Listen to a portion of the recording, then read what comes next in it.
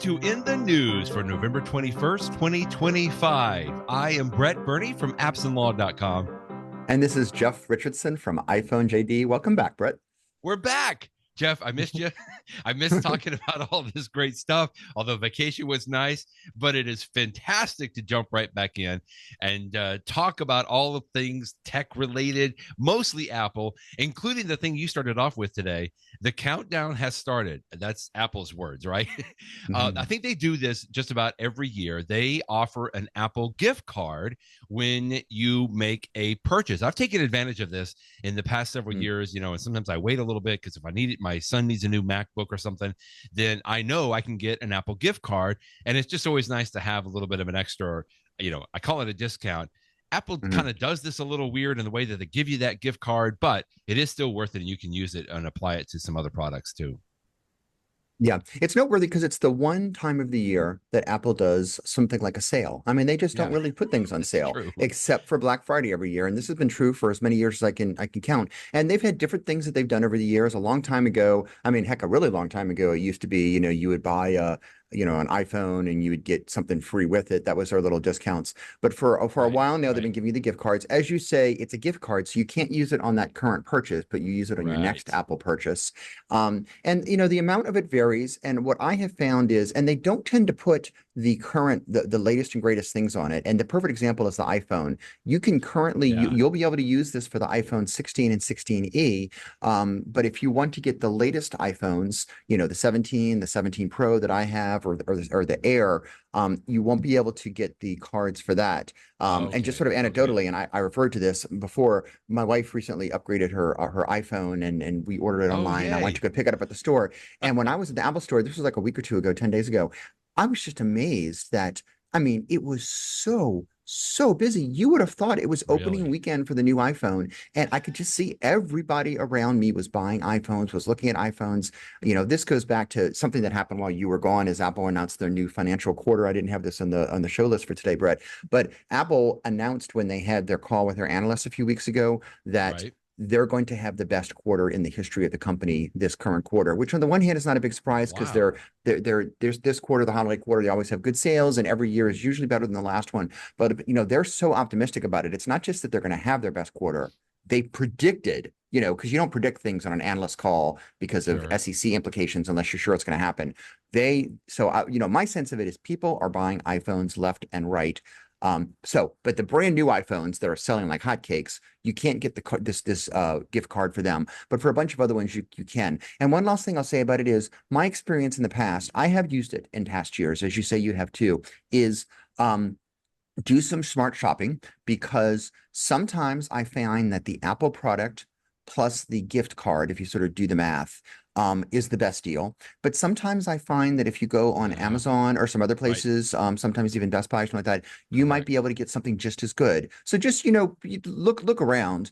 But it's nice, so many people are going to be buying Apple products for holiday gifts, and, Black Friday is a good time to do it. So do some careful shopping, but you might be able to get a good deal. In fact, if you get like a Mac, you can get, what is it, like up to $250. So then it can really be a nice deal if you get one of the higher end Macs. So nice thing to take advantage of if you were going to get something anyway. In fact, since my wife just got the iPhone 17, my first thought was, could I have waited 2 more weeks and save money? But it turned out no. But so it's a good time to buy things. And if I'm not mistaken, I think that this gift card comes on top of a trade-in, right? In other words, you can still do a trade-in, and I think you can still get the gift card on there. So, keep that in the back of your mind, because that could be something that you might want to consider on that too. But just like you said, I do find sometimes the prices can be just as good or even better, even without this Apple gift card, if you go somewhere else, because some people will say, well, that's great, Apple, thanks for the gift card, but that locks you into purchasing something else at Apple, right? Which is brilliant from their perspective, but some people will complain about that. So, you can certainly shop around. Yeah. And for the trade-in thing, I just, everybody in my household's gotten new iPhones recently. My daughter, she turned 18 not that long ago, and we let her pick out like an iPhone, and she picked out the same one that you have, the iPhone 17 Pro, not the Max that I had, but the Pro. Nice. And this would be good because she's a senior. She'll use this into college and stuff like that. But she had an older iPhone SE that she traded in, and it took about 2 weeks, but like I got the little cardboard box from Apple, and we put her old phone in there. I wiped it, of course, first, and sent it in. And about 10 days later, I saw that we got $50 for it, which is, frankly, given how old that phone is, I'm impressed they gave us anything for it. But $50, not that it made a huge difference, but that took away some of the cost, helped pay for Apple Care for it and stuff like that. So yeah, I kind of did the same thing. My son was using an Apple Watch 5, and I actually traded that in when I purchased my Apple Watch Ultra 3. Right. He wanted to get my Apple Watch Ultra 1. So, this is the family mixing, musical chairs. Oh, right? sure. Oh, sure. Yeah. But I think we only got like $25 for that Apple, that Watch 5, or maybe it was 50, but it's something. I mean, it's like, I'd rather it be sent in and recycled or, reused or resold or whatever else, other than sitting in my, in my cabinet drawer for another 5 years and not have anybody using it on there. I do that too. I have brought in older, even older Apple products that they're not giving you money for. I just feel better bringing them to an Apple store because I feel like of all the recycling options out there, they're probably going to be one of the best. And unfortunately, we all know in today's world, a lot of things you send in for recycling end up going into a landfill anyway, which is unfortunate. But I think Apple has a pretty good track record for trying to do something with that. So if you're going to recycle your old Apple electronics, even if they don't give you money, Apple's a good one to use. Hey, Jeff, real quick, just based on that, like that iPhone sales that you're talking about, I've sort of been seeing some of the same things. I was just at an office this past week, and one of my colleagues, had an iPhone 17 Pro. And I remember looking at it, and I asked him about it because I knew for a fact that he was not one of these people that was always looking to have, the nicest and newest thing. And I think he had upgraded from maybe an iPhone 13 or something like that. It wasn't that old. And I was like, oh, is that what you really wanted? And he kind of almost shrugged a little bit. He was like, no, it's just what they had. Like that was the latest one that they had. And that's what I traded in. And it just kind of struck me because, you and I obviously geek out on this kind of stuff. But for a lot of the quote normal people, that was just like the next upgrade. Like he hadn't upgraded for 5 or 6 years or whatever it was. And this was just the next upgrade that he got. And it wasn't like he was specifically focused on, like he didn't run out and get it because he wanted an iPhone 17 Pro. It's just that happened to be the newest one that he upgraded to. And so I'm kind of seeing some of that too. I'll give you one more data point.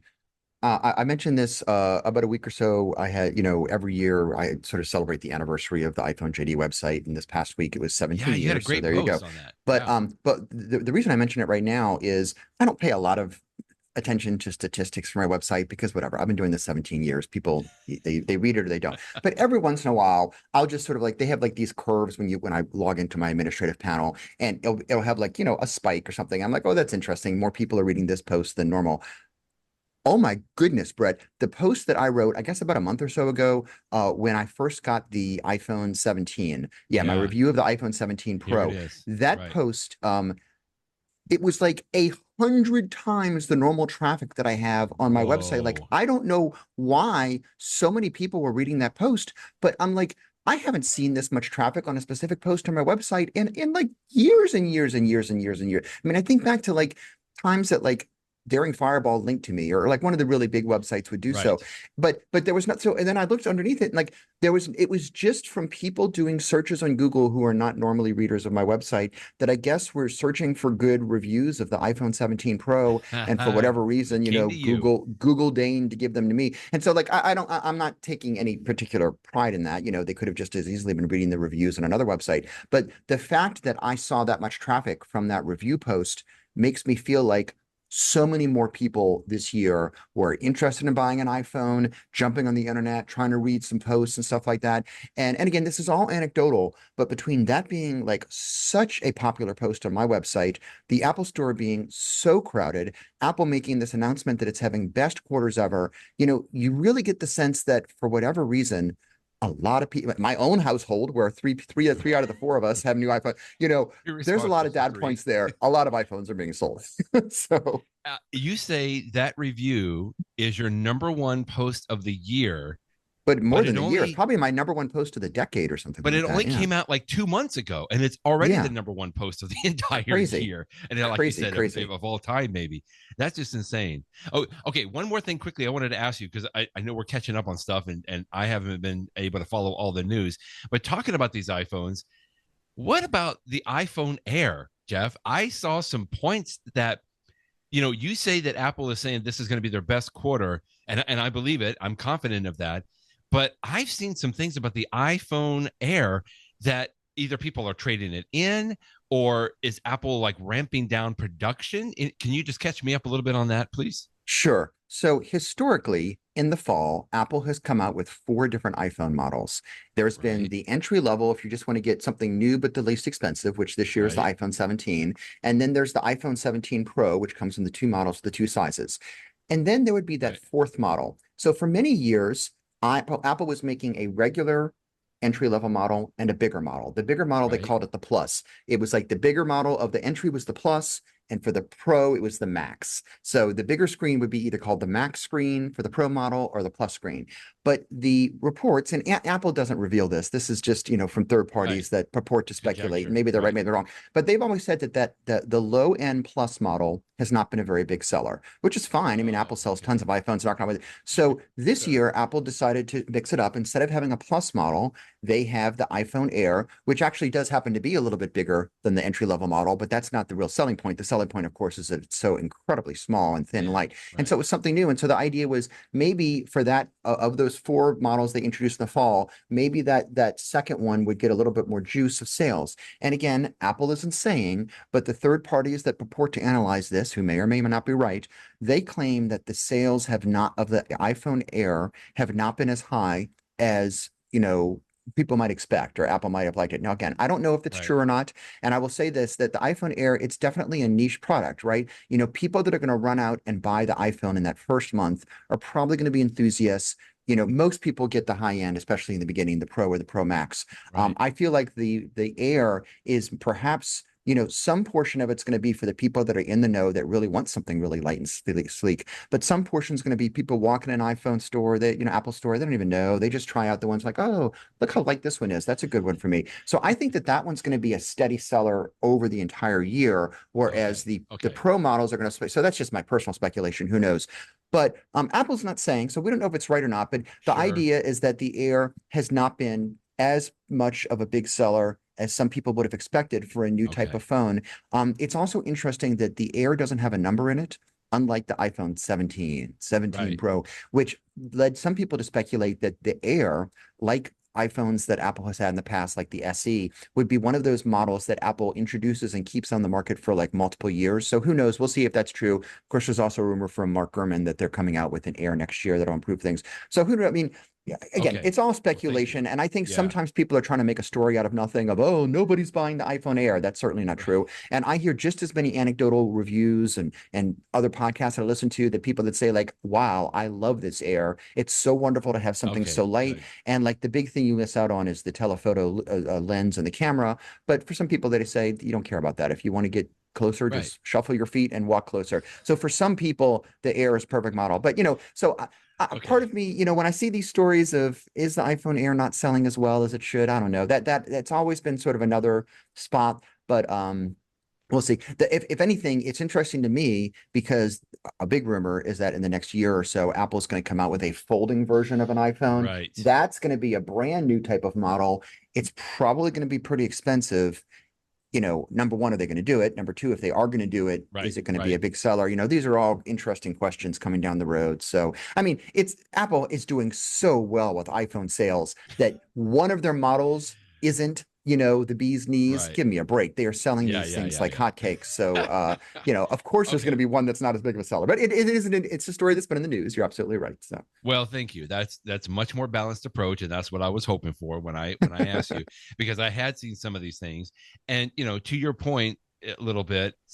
I remember when we talked about the iPhone Air, some have said perhaps it's sort of like an experiment on Apple's part, so sure. that they can ensure whatever manufacturing process that they may be looking down, 5-10 years down the road, that they can produce some of these foldable phones or whatever else that they were kind of thinking about. Now, I think that's a pretty expensive experiment, but I just wanted to sort of ask about that because I've seen some people. There was 2 or 3 stories I saw that said, we tried to like the Air, but we didn't like it as much, so we went and turned it Hmm. back in and upgraded to a Max. And again, talking about my friend that I was just referencing, I would have expected that somebody like that would have just gotten either the baseline, iPhone, or maybe the iPhone Air, because I know for a fact, like that person and several others that I know are not going to even begin to touch the full pro capabilities of the iPhone Pro. And it's almost like, why would you get that? It's heavier, because when I put my iPhone Pro in one hand and an iPhone Air or even a regular iPhone in another, I'm like, whoa, this is how much I'm carrying around every day. I don't think about it too much because this is the only phone that I have, but I'm just like, why would you go to the Pro? And maybe it's just that FOMO aspect, right? So like, if you want to get the best you can get, it can be. So okay, but thank you. I wanted to ask about that because I had seen some things going around, and that's a much more balanced approach to it. Apple announced the finalists for the 2025 App Store Awards. I always enjoy talking about this every year, Jeff, and thanks for highlighting it. This is the App Store Awards. So these are actual apps that Apple, they always get a huge bump in their sales, whatever, because Apple is like kind of putting them front and center here. And it's always a fun list, but it's always an interesting list to me because just like I think you said in your post today, I barely know even some of these apps. And I'm like, what am I missing? Talk about FOMO here. Yeah, these are not top selling apps. These are, although I'm sure that's a portion of it, it is, the editors of Apple's App Store are recognizing these top apps. And so there's a certain degree of subjectivity here. And, they are featuring apps that they want to give some good love to. No, and they're probably not going to put something in here if nobody's using them. So I think the fact that they are here means that they do have people using them. But like you say, it is an interesting list because I always see things that I don't necessarily recognize a lot of these apps. There may be, I think I mentioned today, there's only a single app on here that I use regularly, and it's in a Vision Pro app. Nobody even has Vision Pros. But there's some interesting ones on the list. Like, for example, for the iPhone apps, they have three. One of them that jumped out at me, in fact, two sort of related apps. In the iPhone app, there's one called Timo, Tii, or maybe Timo, Tiimo, and it's sort of a to-do app. And on the iPad app, there's one called Structured. And both of these apps have in common is one's for your to-do lists, one's for your entire calendar, to-do list, everything. But first of all, both of them are using AI because, of course, everybody uses AI. But they're both using it to try to sort of make it easier for you to get things in here and get them organized. And then they have like nice interfaces. And of course, Apple always loves a good interface. Like, you're not going to get one of these awards unless you're doing a really good job with your interface. That's what they're all about. And they sort of like, it's an interesting approach. The Timo one is interesting because they sort of advertise that it's particularly good for people that like are, dealing with ADHD and stuff like that, because they sort of help put things in order. And it's supposedly it's easier to get things in there. Like, you can sort of talk to the app and it will automatically put together. I feel like the solution that I used an app called Things for my to-do lists, and sometimes I use Apple's built-in reminders app for just reminding me, don't forget to pick up your dry cleaning at 4 o'clock on Thursday type thing. But if you're looking for something new, and it's always nice to have a better mousetrap, both of these jumped out at me like these could be interesting productivity tools. I mentioned one or two more, but any of them that jumped out at you on the list of something? No, I was just looking through here. I mean, I recognize some of these. In fact, they even have not just the iPhone and the iPad, but they have Mac apps, and sometimes I like Acorn, which I know is people love that. I've never used it, but I know it's well loved. Yeah. Long time. They put Cyberpunk 2077, and that's one that a lot of people have been talking about. They even have, though, an Apple Arcade Game of the Year finalist. Which I'm sure they've had this for maybe a couple of years or so going with the Apple Arcade, but I thought that was interesting.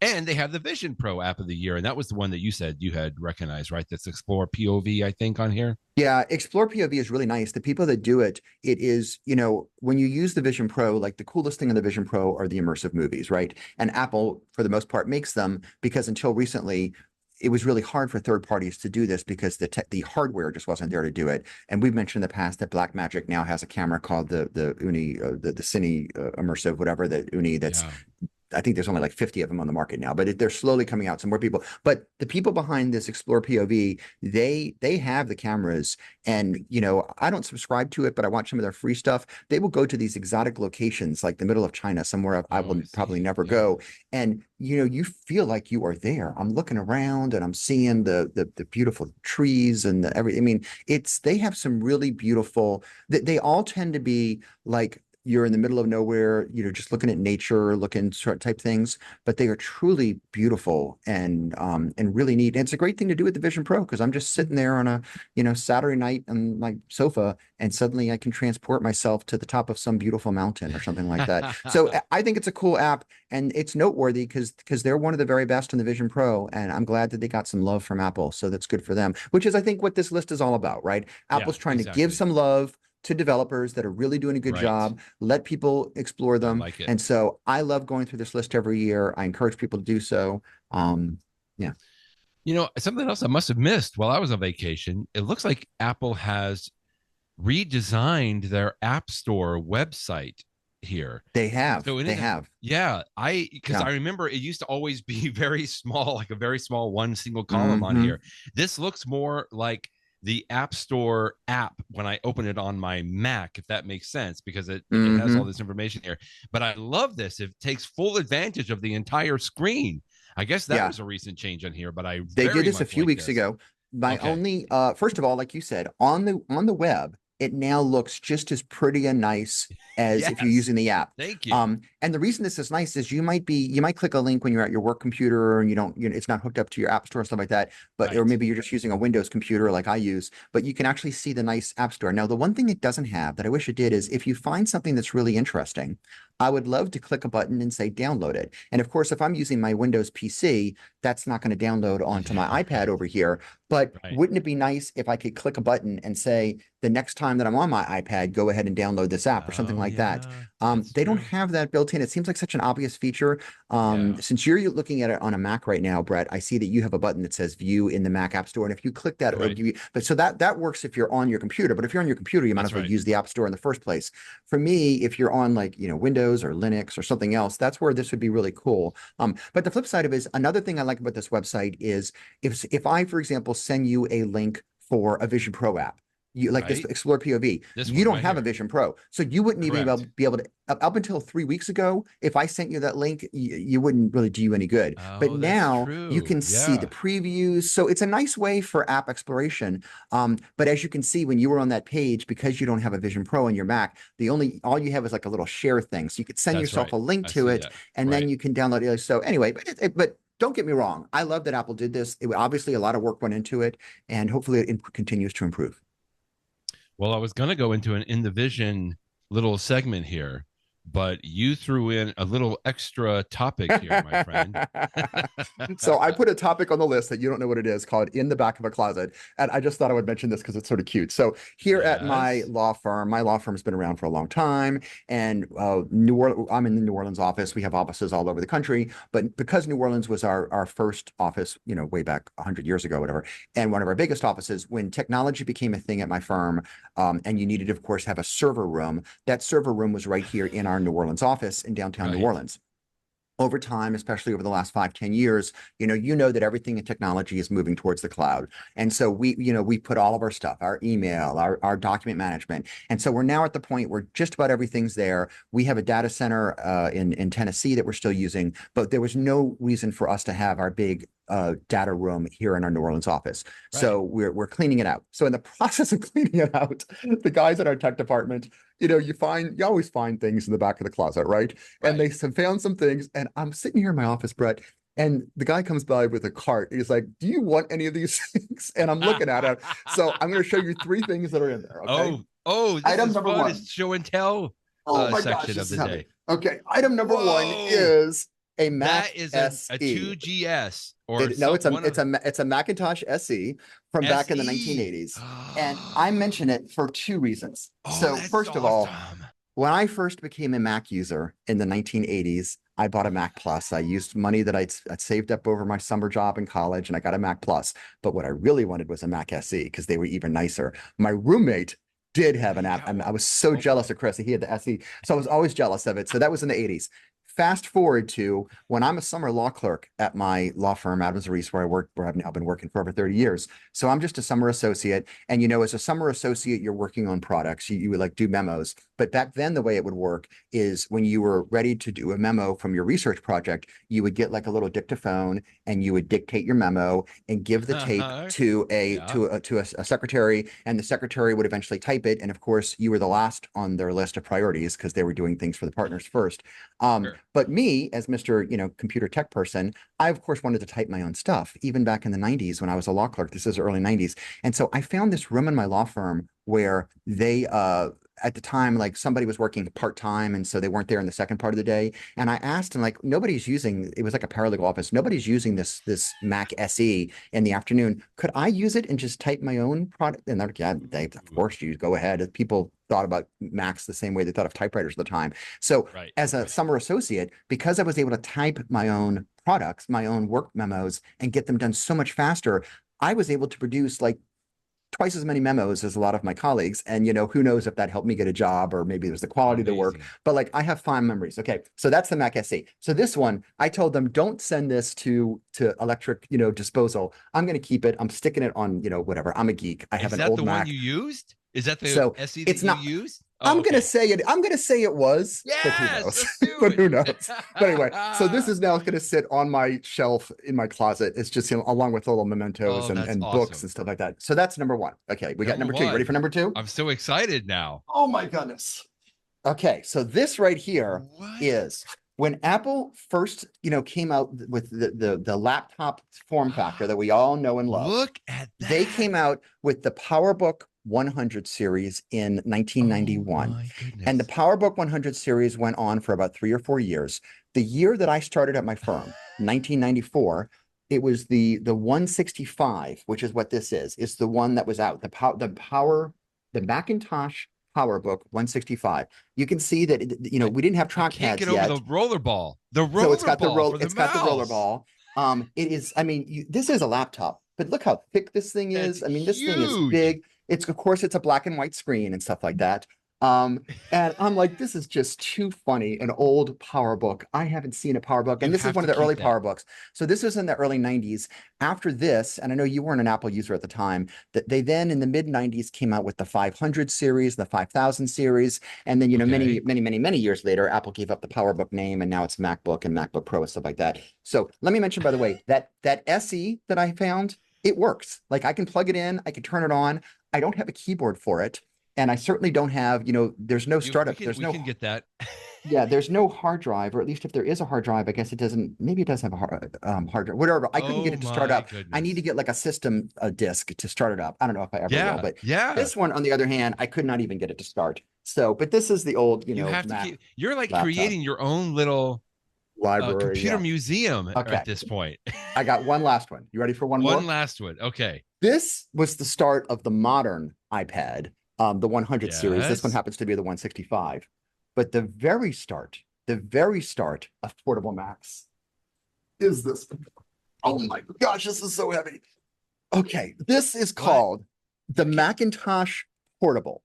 Macintosh Portable. Do a search on Wikipedia. You'll see it. I'm doing it right now. This thing weighs more than a suitcase. It is so It looks heavy. Like a suitcase. Oh, and let me open it up. So it's got like a handle on it. And you open it up, I can barely even lift it. And you found it. That's it. So this is it. It's also got a trackball. Oh my goodness. This thing, oh my gosh, the Macintosh Portable. I mean, I guess it was portable in that you could, it's about as portable as the SE is. In fact, the SE probably weighs less than this thing. It is so heavy to carry around. But it was, this came out in 1989. And for 2 years before they came out with the PowerBooks, if you wanted a portable, luggable is perhaps a better name. If you wanted a luggable Macintosh computer, this was it. It was all in one. You had your keyboard, you had your not a trackpad, but a mouse, a trackball, excuse me. You had your trackball, you had your keyboard, you had your screen. They were slow. They were really slow. I remember, I've never owned one of these, but I remember playing around with them a little bit. But like, if you wanted to be able to travel and stuff, this is it. So now, this was is this the a full computer? Because this everything you reminds need. me, Yeah. back in the 90s, in my college days, I had a quote. I Oh called my it. gosh. It was called a word Oh, processor, right? And yeah, it was yeah, almost yeah. like a fancy typewriter because all it would do I was remember just those. okay. I You know remember what I'm those. talking Yeah. about. This reminds me of that, but this looks like it could do more than just that. Yeah, I mean, this was a Mac, so it was about the same. If I remember Wow. correctly, it was like about like a Macintosh, like that Mac Plus, my very first Mac that I got in 1988. It was about that level of computer. Came out the next year in '89. It's just that, it was in a portable design or luggable design. So anyway, I just thought it was funny to Uh, see these things. Now, the this is computer you're showing incredible. right now, the Macintosh Portable, they stopped making these in 1991, which was the year I graduated college. That was a Right. long time ago. Now, between you and me, Brett, not to throw shade on anyone, but like, why was this in the back of our server room for Well, 40 years? I don't know. well, Who okay, knows? but correct me if I'm wrong because this, first of all, I am just impressed that any of this would be in a law firm server room, but the firm used to be a Macintosh based firm. Is Yeah. that correct? In the So I don't know if it was 1980s, back long before I then. started my Okay. firm, Okay. the tech people at my firm knew that we had to have computers and it was going to either, PC, IBM PC or Mac. And they decided the Macs were more elegant. And so let's have like, even back then they think, we're a law firm that's about quality and we want to have a nicer equipment. And so even though Macs were more expensive, we moved to Macs and we used Mac. When I started my law firm in the 90s, we were an all Mac firm and all of that. Okay. We then Okay. went dual platform in the early 2000s. And in the early 2000s, Brett, I mean, you know this because you've been around tech for so long for legal technology. All all the stuff was Oh yeah. Windows You had based, to be right? Now Windows. Right. nowadays, because things are cloud based, that's Mm-hmm. less true, Got and it. it's not as much of an issue because you can use anything. But at the time, if you want a document management software, if you want a client management, everything from a work standpoint. I mean, I don't have to relive this. We all know this. And so my firm finally decided in the early 2000s we're going to switch over to full PCs, and then we weren't using any Apple products until the iPhone comes out, and then people started Of to use the course. iPhone. And Right. now, now we're on this renaissance where yes, people use a PC, but that's not their exciting technology. The exciting technology is the iPad and the Right. iPhone and the Right. AirPods. And so once again, Apple is back at my law firm with force. But anyway, so Well, anyway, I've been that's in many law firms, and so it didn't surprise me at all that there were ancient relics sitting in the back of mhm. the closet in a server room. But But what you don't find did old Apple surprise me computers very is often. old Yeah. Apple devices like that. And Hmm. that's just, please do not get rid of these. I mean, I don't even know. Have you tried turning on this Macintosh Portable? Do you It know doesn't. if it, It does not. oh, It does not go on. okay. But Unfortunately, I it's bet long there's dead. somebody. I mean, you keep that SE because that SE, we can get you a keyboard and an old mouse on that. Yeah, Don't get exactly. rid of that. I love how this says on Wikipedia here on this Macintosh Portable. The trackball could be located to the right or the left of the keyboard. So I guess you could order the trackball like where it would be Oh, because if installed you're on whatever right-handed or side. left-handed, that's Right. interesting. Yeah. But it's that Huh. roller ball. I mean, that's just amazing. That is so fun. It's like you're gonna have to get another empty office in your firm now for the computer museum because you are collecting so many great things. That is just a lot of fun. Oh my goodness. Well, I feel like we've gone way back in time for the Macintosh Portable. Now we're going to come back to the current day with the vision. We Hmm. were just talking about the app, the Explorer POV. I Hmm. just thought real quick we can just talk about this because one of my fond memories from last year at the ABA Tech Show, a conference that you and I attended, is you were kind enough to let me experience the Vision Pro because I have Hmm. not been into an Apple store to experience it myself, and that was so fun. And I like that because you and I were able to go into all kinds of stuff and show. But I like how Vincent Nguyen here at the Gadgeteer says, go into an Apple store if you've not done this yet and just take a few minutes to go through their Vision Pro demo. And I've been meaning to Hmm. do this, although I knew I was going to see you. So I wanted to, I wanted to have my personal demo with Vision Hmm. Pro. But this, I just like how he walks through this because he was Yeah. skeptical. He even says that in Hmm. here. Hmm. And he goes, and you and I, Jeff, have been talking about this Vision Pro, and I'm sure people are just tired of hearing about it so much, how we think it is such an important component of the future of computing. And it's like, if you don't believe us, go and get this demo at an Apple store, and you'll walk out of there understanding why we're excited about it. Yeah, you should definitely check it out. Hey, since we're talking about new technology, I'm not quite ready to do my review on this, but I have one more piece of tech that's on my desk right now. I got nothing but tech. I have an iPad Mini. And I've been playing Whoa, with this thing for a hello. while. Okay, Speaking about law firms, my law firm purchased a bunch of these for a project that we're doing, and we're not quite ready to implement the project yet. And so this one was not okay. going to be used for a few weeks. And so I've been playing out with it. This is TBD. I'm going to have a review on this at some point in the future, but it's been fun using an iPad Mini again. I just haven't used one in I haven't years. even seen one in so Yeah. long now. So I'll have more to say about this, but I'm actively trying it. What does it do well? What does it not do well? Now, We'll come back to you on this. so what is even the specs on those right now, Jeff? Like that's the newest one that you This one, just it's the newest one, but it came out a year okay. ago. Okay. So it's an And there's a rumor A17 that they're Pro coming. chip. Okay. Yeah, I'm not gonna. It's slower. It's certainly much slower than my iPad Pro. No, don't get me Right. wrong. It's got some good things, it's got some bad things, but It we'll has the we'll come back liquid to you on this. retina. This is a teaser Okay. for the Okay. future, so I we'll talk about this in the future. you're, you're full of surprises today, It's Jeff. I also like it. much smaller and lighter than the Macintosh Portable that's sitting over here. That's so big I can barely pick it up. So.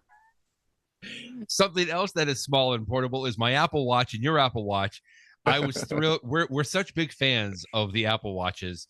And Apple every once in a while will come out with some of these little tidbits of how they actually make a device. I remember, well, first of all, we had the vapor chamber, right, with the iPhone Right. 17. I remember when the iPad had that big change, when it was like an aluminum like spine that they had in the back, in the last couple of years or so. This was so fascinating. Apparently, as we know, the Apple Watch Ultra 3 and your Apple Watch 10 that you have is Hmm. titanium. So you don't have to get titanium. You can get they have stainless steel still Aluminum if you want. or No, aluminum is no the main. stainless steel, just aluminum if Yeah, you get okay, the just regular. Yeah. aluminum. But if you have a titanium watch, which again is the Apple Watch Series 10, you can select a titanium or Or Series any of the 11. Yeah. Apple Watch or Series 11 or any of the Apple Watch Ultras, and I have the titanium version. It's the black titanium version here. I always assumed it was made out of like a brick of titanium, Sure. if that's Sure. even a thing. But this was amazing to me that Apple has released this little, really very interesting little story here that is actually 3D printed titanium powder, Hmm. which is recycled apparently, which is good. But just to see sort of the inner workings and all the machinery that goes into this to Hmm. to get titanium powder and to do 3D printing with that was just Yeah. fantastic. Thanks for linking to this. I was I didn't mesmerized by even this know today. that you could 3D print this type of metal stuff. I mean, I say Me you. I either. mean, you and I are not going to print this in our back in Right. our garage, but Apple's got the equipment to do it, and obviously at scale, considering how many they sell. And as you know, when you 3D print something, you can make it whatever shape you want. And so if you're a company like Apple, it means that you can just precisely, like, we want it to be exactly Yeah. precisely this shape or Yeah. size, and we can do it. And in fact, it's not just the Apple Watch. They're also using this for the iPhone Airs that we were talking about. The very bottom of an iPhone, which has like the Oh, little USB-C port, it was right. so small on the Air because it's so light that Apple said, because it's so thin, Apple said that the only way they could even make a USB-C port that would work on something that thin was to 3D print it. I think similar process they're talking about here. So first of all, it gives you a lot of precision. Second of all, it's good. It's you use less material, so it's good for the environment. Apple says that they're Yeah. using half the material, half of the titanium that it would take if you were doing it the more traditional way, where you start with the block and then cut down, whereas you start from nothing and build up. And I'm sure that, don't get me wrong, I'm sure Apple also Incredible. saves money this way, so they're happy to do that. One would hope that the savings are passed on to you as the consumer. Who knows? But at least if you're using half as much titanium, then that means you're mining less titanium and everything else. So it's definitely a good thing. And so to a certain degree, this is Apple, not to a certain degree, to a big degree, this is Apple tooting its own harm, patting Yeah, themselves in the back, and that's fine. But it's neat, and I like the cool little videos that you've been showing as I've been talking, as they show how the exactly. process is making. It's always fun to learn how things are made behind the scenes, and it would have never occurred to me that when I think of 3D printing, I think of cheap plastic, which can be very useful, don't get me wrong, Sure. but Right. it never even occurred to me that something as sturdy and strong and everything else as the Apple Watch, the body of an Apple Watch, could be made by 3D printing. Pretty cool. They even just go in and talk about how they use like ultrasonic waves to get all of the excess powder off. So then presumably, I guess they could reuse that as well. Anyway, Hmm. just a fascinating story. I'm glad that you linked to that. And yeah, I like to think I have titanium powder on my wrist, and that's great. Another big thing that happened while I was gone and we were not out, or we were not recording, Apple introduces the digital ID, which I think this is like their generic word for digital ID. We've talked a lot about how in Apple Wallet now, some states can have your driver's license in there, but this I feel like is sort of a step above.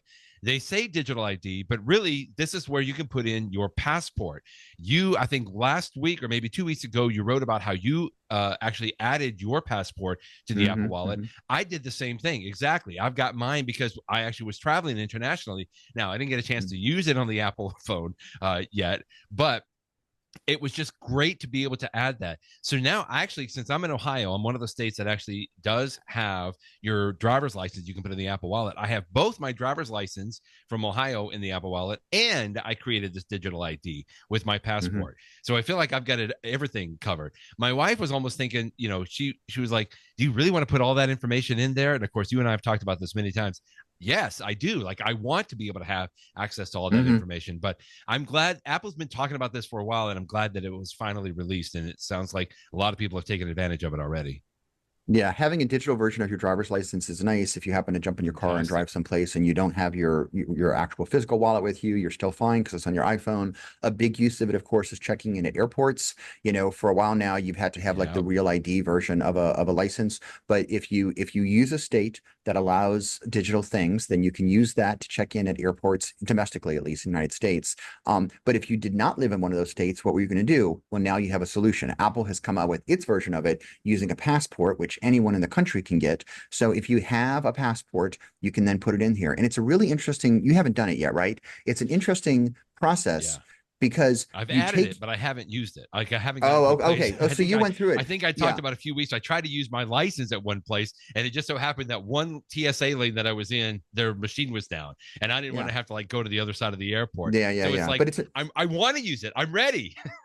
It's a neat process because you scan the RFID chip in it, and it's more involved than I thought it would be. And I've done that. It looks at your face, and you have to do like a FaceTime thing. So that's cool. But then once it's in there, so it's neat. So I mean, everybody in the United States, at least now, if you have a passport, you can now have your ID in the wallet. And then the related story we talked about today is what Illinois recently added it. Arkansas and Virginia are coming out with it soon. So, I mean, it's slowly but surely getting to the point where you can have your Apple Wallet, not just have your credit cards and not just have like your passes for, whatever, your show tickets in it, but it can also have all your ID stuff. And I like it. I'm in favor of it. So that's it. So like you said, Illinois was talking about like that's for their driver's license, right? So you can still have your state driver's license. That's the state dependent, I think, still. And you've got a list, I think, somewhere. I want to say it's at least a dozen, maybe 15, 16, 18 states that allow that now. But then this is a little bit separate, or at least I think of it in a separate way, because it's called digital ID, but you have to say, as you said, put it next to your chip that's embedded into your passport. So I think of this as like my digital passport, even though Apple calls it digital ID. But I have both of those in my Apple Wallet. I'm not really sure if one or the other works any better or less, or I just haven't had a chance to really try it all out there. But it is a nice little wizard that walks you through everything. You explained it in your last post a week or two ago, where, like you said, you got to put the face, you have to like verify your information on there. But it walks you through the entire step. There's even a couple of things where it like verifies it's actually you, and it'll ask you to do a couple of different little gestures, right? Like close your eyes and keep them closed until you hear the iPhone vibrate, or turn to the right until you feel the iPhone vibrate. So it's just going through all kinds of verification processes on there. And I felt like it was great. And I just can't wait to use it. Like, I'm glad that I'm adding it. I just want to use it somewhere now. And nobody's been able to support me on that yet. We'll see. In the show, let's talk quickly about a new show that I haven't been able to watch because I've been on vacation, but you like the new Pluribus. Is it really that good? I haven't even tried it yet, and it is. I may have to put it's it really on good. the list. I tell you what, Vince Gilligan's made some great shows in the past, Breaking Bad and Better Call Saul. I mean, not only is the stories good and the drama is good, but the way that he creates movies, like the artistry of, different angles and the way that he sets Oh, up really? shots and, Okay. oneers where you go from one place to another place. He is just a fantastic filmmaker and he's an entertaining filmmaker. So when I heard that he had a new show coming and that Apple TV got it, I'm like, well, this could be really good. And as you may have heard other people say, Brett, it's one of these things that it's sort of got a twist from the beginning, and so I don't want to disclose anything for people that haven't started it No yet. spoilers. I will tell you it's a little sci-fi. So like if you hate sci-fi stuff, then maybe this isn't for you. But if you like really good shows and sci-fi is fine for you, it is just so well done. There's now 3 episodes out. Actually, as of today, there's 4 episodes. So one of them dropped last night. I can't wait to watch it tonight. Okay. It is so good. I will say another thing without a spoiler. There have been some TV shows in the history of TV shows that have a great first episode. One that jumps out for me is the show Lost from way back when. You remember that Uh-huh. first episode of Lost where the plane crash, spoiler Yes. alert, a plane crashes on an island if you haven't heard yet. But so that first episode of Lost was just really, really good and really well made. And there have been other shows out there that have incredible first episodes. This show has a great first episode. And when it finishes, you're like, oh my goodness, what happens next? Thank goodness Apple dropped 2 episodes. So So when it first dropped, you can watch the first two. Now you have 3. It's an incredible world. Ray Seahorn, who is the star of it, she was amazing in Better Call Saul. She is really good. I mean, this is it. I mean, when I think of okay. the I might have big to Apple try TV tonight. shows that like, Ted Lasso, Severance, Slow Horses for All Mankind for me. When you think of the best shows on any network, but especially Apple TV, this is one. And because it is so well made, the cinematography is so incredible. I Okay. think it's going to get all the awards too. Like, I mean, in a year from now, when Wow. it's award season, Okay. I think this is one that's going to get a ton of attention. So because if you haven't started watching it yet, you're going to be hearing about it anyway, because I guarantee you it's going to be getting all the awards Might as well. eventually. I encourage you to check it out. I will tell you that after the first episode, certainly after the first 2 episodes, you will be able to tell if this show is for you. If for some reason it's not for you, so be it. But I recommend anyone listening to this to check out the first 1 or 2 episodes.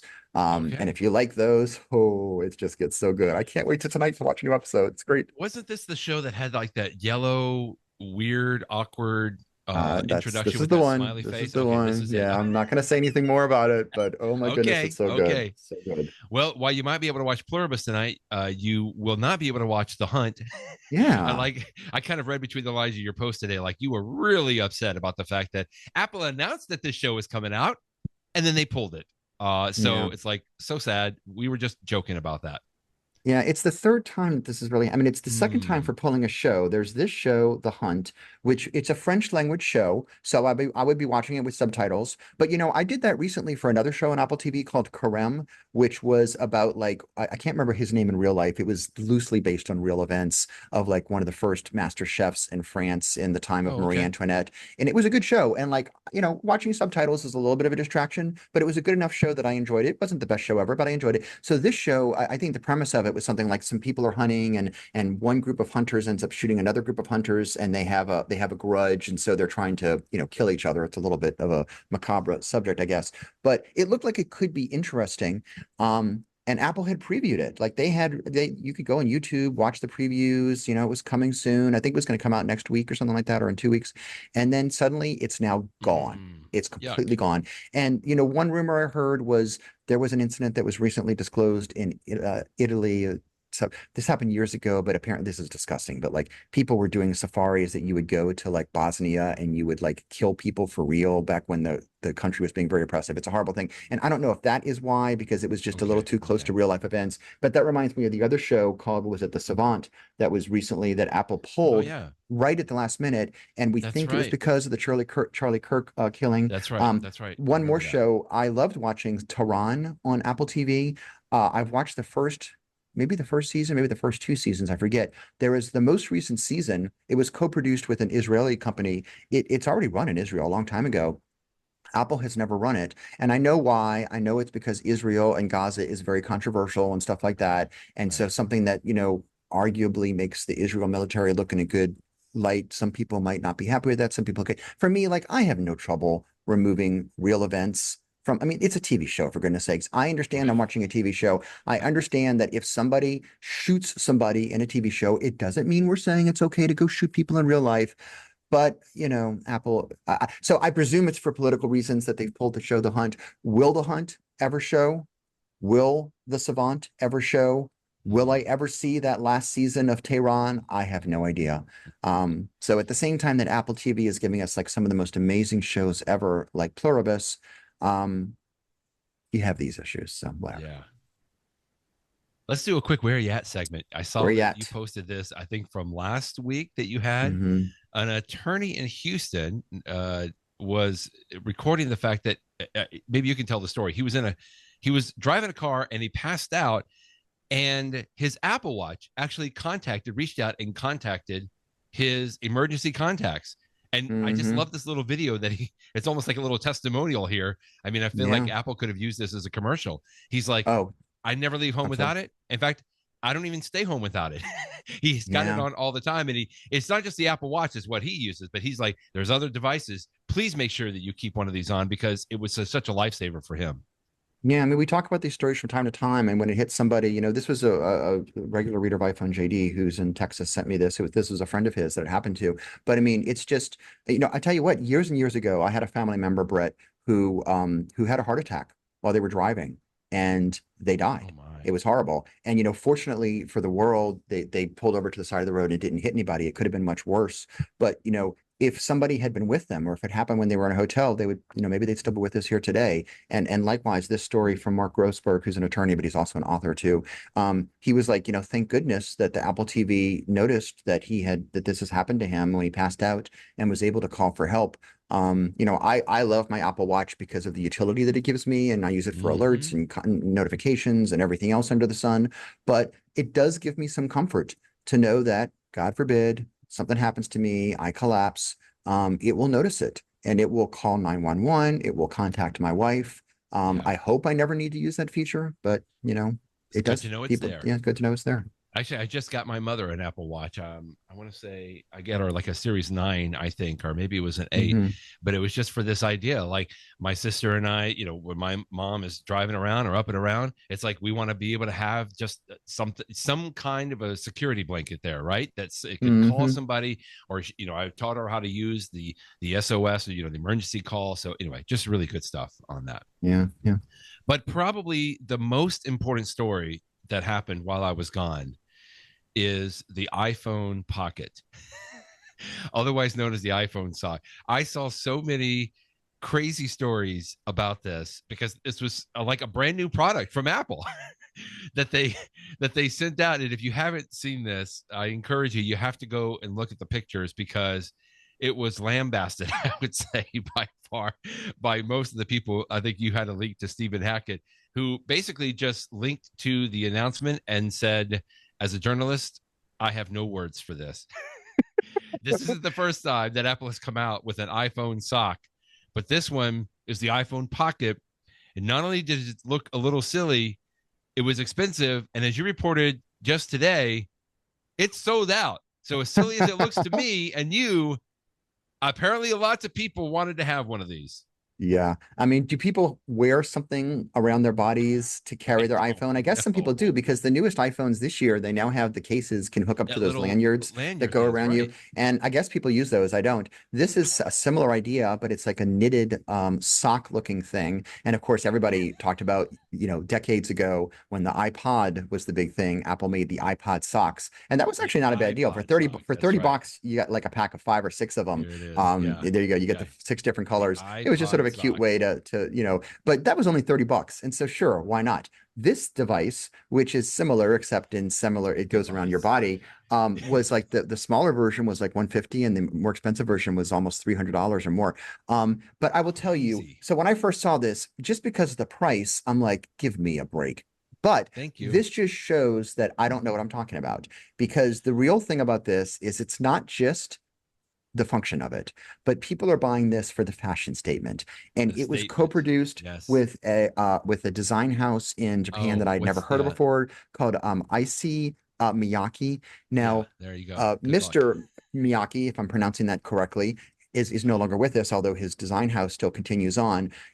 This is like, I'm going to say, I don't know, Coach, or I don't even know what the high-end fashion, product. I mean, I'm not a fashion person, so I don't know. But people will spend 10 times more on a product like a purse or a watch or jewelry just because of the name, and that's fashion. And so apparently that is the appeal of this, is that people are buying this because they know the name Issey Miyake, however one pronounces it, and that means something to them. And they want to make a statement. Not only do they want something functional, but they want to make a statement as they wear it. And so for them, maybe it was worth $150 or the 250 for the more expensive version.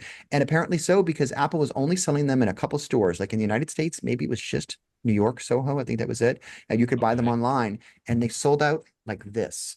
So, I guess they could have charged even more, and they would have done more. I'll tell you one little note that was the stories that I read about this. I was not familiar with this designer, Miyake, but apparently the reason that he has a connection to Apple is way, way, way back when he was talking to Steve Jobs, because Steve Jobs really liked a turtleneck sweater that he made, or shirt. It's the turtleneck and shirts. it's right. So it's the infamous. And so what happened was, Steve Jobs was always known in later years, he would always wear the same things. He'd have his blue jeans and he'd have that black turtleneck. And apparently he was talking with the designer when the designer was still alive, and the designer's like, okay, tell you what, I'm just going to make you like 100 of these, and you just buy them for me. He spent tons of money on it, and you can put them in your closet, and that way you'll always have one, and you'll never have to buy another shirt again. And there you go. So that's what Steve Jobs wore. So this guy has had a connection with Apple in the past, and now his company has done this. So I will say, when I first saw this, I rolled my eyes. Now that I think more about it, for some types of people, if you want to spend money on something, if I want to spend more money to get the titanium version of the Apple Watch, that's my prerogative, because I think it looks better. I like the shiny metal of it. It's just a shiny silliness. Do I need this versus the aluminum? No, but I like it. And so if you want to spend money on this too, but it's too late. You can't spend money on it now because it's gone. Yeah.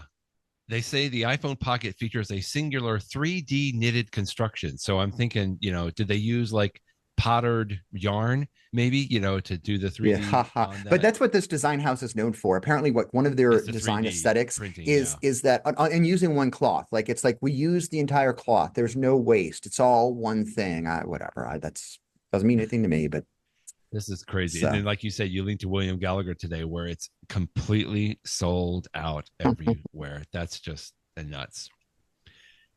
In the know. We have talked several times about the Apple Classical Music app. So there's Apple Music app and there's a Classical Music app. This was what was the old company, if you remember, that they acquired? I can't remember. I forget the name. But it was like Platonic or something. Anyway, it was an old, it was a company that featured and focused directly on classical music. Apple acquired it. We wondered what they were going to do, because classical music is sort of an odd duck when it comes into the digital music realm, right? It doesn't necessarily always fit like an artist and an album and a single. It's just, there's lots of different other aspects, with like the symphony and the conductor, and the symphony is separate, and then you have the composer. There's lots of things that go into Apple classical that goes into classical music that's just not as easy to do.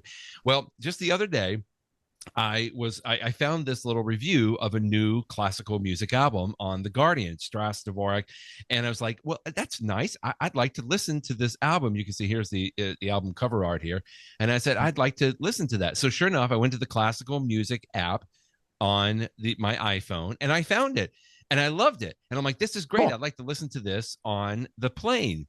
So I was in the classical music app, Jeff, and I said, okay, well, I'm going to add it to my library. Did that just fine. But there's no download button in the classical music app. And I was just getting frustrated. And you need that to be on a plane. Yeah. Right. I wanted to download. I like to download a lot of music locally. I got plenty of space on my iPhone, and I just want to be able to listen to it when I don't have access to the internet and I can't stream it or anything. Plus, it just sounds so good because it's, lossless quality. It's really great on the classical music app. So sure enough, I turned and Googled it and found this is just a weird thing that it happens. So in the classical music app, I added the album to my library, which apparently is the same library that the Apple Music app uses on my phone. So these are two separate apps, right? And so the way that Apple even says it here at the bottom of this page here is that you can use the Apple Music app to download any albums or playlists or tracks that you add to your library. So as long as you go to the classical music app, you add an album to your library, then you can go, if you want it, you can still listen to it there, right? You can listen to it in the classical music app, no problem, as long as you're connected to the internet. But if you want to download the album, you have to then go to the music app separately, go to your library in the music app, you'll see the album there, and then you can download it in there. I just don't know why they don't allow you to download it in both places, but okay, whatever. Maybe it's just because you have one music library, but just wanted to point that out just in case. I don't hear a lot of people talking about that classical music app, but it is really fantastic. Like I love it. I love that it's just singularly focused on classical music. I don't go into it all the time. In fact, I almost rarely go into, because I'm usually doing either Spotify or Apple Music, but I just love the way it's presented. I think they do a very good job, again, of showing like the different, movements of a symphony, for example, talking about the orchestra. There's a lot more information that goes into that. In fact, I think they even have the little booklet that you can still look through, like what we used to call the CD liner notes in there. And so all of that, to me, sometimes I will just go to the classical music app. But now, if you want to download the album, you can still do it, but you got to use the Apple Music app to do so. So that's my tip for today. Yeah, and it's a good tip too, because I mean, when I use the Apple Classical app, it's usually because I want background music, and classical music can be really good for that. And I can totally see a circumstance where you're off the grid, a plane being a perfect example of it. Right. And that's exactly when you want to have that sort of stuff. So that's interesting. Thank you for sharing that. Did not know that. My tip of the week is a gadget. And this is something that I did not pick out myself, but it was my birthday earlier this month. And one of the things that my wife got me, and it was recommended to her by a photographer that she knows, is a tripod. Now, I have owned a tripod for a very long time. The one that I used to have that we purchased, I don't know, 25 years ago, it was just, at some point it just breaks. Those things are not very good. And so, and I don't use a tripod all the time. Don't get me wrong. This is an occasional thing. Like the family gets together. We all want to be in a picture. You want to, set up your iPhone or your camera on a tripod and take a picture. But like, because the one that I had was just, it needed to be replaced. It wasn't working very well anymore. This is the one that was recommended to her as being not very expensive. And I've now had it for a few weeks, and I'll tell you, it's really, really nice. So the tripod itself is incredibly well made. I got a carbon fiber, all that sort of stuff. It's neat because it's sort of the way it folds up, the legs sort of fold upwards, backwards. It folds up smaller than you might think. Oh yeah. It can go really high. It's just really, really well made. I should say the company name. It's Neewer, which has got two E's. Neewer. Yeah, Neewer tripod. The one that I got is the N55CR. And we'll have a link in the show notes. It works really well. So the tripod itself is $90. You could spend a lot more money on tripods, but for $90, I mean, it was a gift for me, so for my wife, but it works really well. And then if you want to, it's just got a regular tripod mount on it. So if you have something like, I have this thing called the Glyph, which holds my iPhone. What my wife purchased for me, and I thought I wasn't going to need it because I had a Glyph, was Neewer also makes an iPhone holder, but it's actually really nice for $20. And so she got that for me too, and I have it on the top. And so it's nice because you can easily flip your iPhone between portrait and landscape. And so when we have family occasions where you want to get everybody in a picture, I mean, sure, there are other ways. You can just stick your iPhone on a anywhere and hope it doesn't fall down, or use something portable. But like the best thing is to have a nice tripod so you can get the perfect height, set up where you want. My family sometimes goes to the beach, and we'll all get together and have like a beach trip, on the beach. This would be perfect for setting up. Very recently, my daughter is a high school senior, and in the yearbook, everybody has like a nice quarter-page picture of themselves. And before we hired a professional photographer, I'm like, well, let me see what I can do with my iPhone. And she and I went to the park, and I used this, and like we found it was like the perfect time of day as the sun's setting. What do they call that? The golden hour at the end of the day. We have a cool background, and I was using the portrait feature on the iPhone to sort of have the background blurred. And I had my iPhone on this tripod, so it was perfectly still. And then I used the camera remote app on my watch to press that to make the button. So that way it was still, she was perfectly focused. And I tell you, the picture looks fantastic. It's like the best picture of my daughter. I'm like, I now have like something I want to blow up. It's really nice. And again, the iPhone does a pretty good job of keeping things steady if you just try to hold your hand steady. But using a tripod is always the best. Plus, there's flexibility there because you can keep the same spot for different, pictures. So again, a tripod is not something that you need a lot for your iPhone, or if you have another digital camera, that's fine too. But like, I figure I'm so happy that she bought me this for me, because I will probably have it for the next 25 years. and it's a really nice quality. So if you yourself think you might be in the market for a tripod, I can tell you, and I don't know the market, I haven't researched it or anything, but a photographer told her that this was a good model, and I have been totally delighted with it for the last couple of weeks. I've used it a number of times, and especially moving into the holidays, getting together with family and stuff, I will be using it. Plus, it comes in a nice little case, so it sort of folds down, and it's got like a case you can put it over your shoulder, and I love it. Really nice. I kind of like this the iPhone mount. It's really nicely done. I like the fact that you can quickly like go from portrait to landscape, and it looks like you can plug in like a little extra light. Or I haven't done that. You could do that, yeah, if you want to plug in like an extra microphone or a light or something. But yeah, it's got all sorts of cool things to it. So I'm going to keep it and use it. I like it. Neewer Neewer 80.7-inch carbon fiber camera tripod. Oh, I should mention iPhone mount. Yes, I'm a tripod person, but if you wanted a monopod, basically a selfie stick type thing, there's a feature that you press a couple buttons and two of the legs, one leg comes off, and you can use that leg. You can see in the picture right there. You can use that leg as an extendable monopod. So like if you wanted a selfie stick, or if you wanted to get like an angle, like if you wanted to hold something and get an angle from way up in the sky for a certain type of angle, and it's really strong, you could, I mean, am I going to use this very often? No. Am I happy that I have that flexibility for that 1 in a million time where I want to have a monopod that I can hold in my hand? Sure. Why not? So very cool. Fantastic. Jeff, it's great to be back. Thanks as always for talking. Just fun to start talking about the tech again. Great post from today. And I think we'll talk with you next week. We haven't decided yet. We'll see. We haven't decided, but it'll be Black Friday of all things. But anyway, we'll either talk with you next week or in 2 weeks from today. Thanks. Sounds good. Thanks, Brett. Bye-bye, everybody.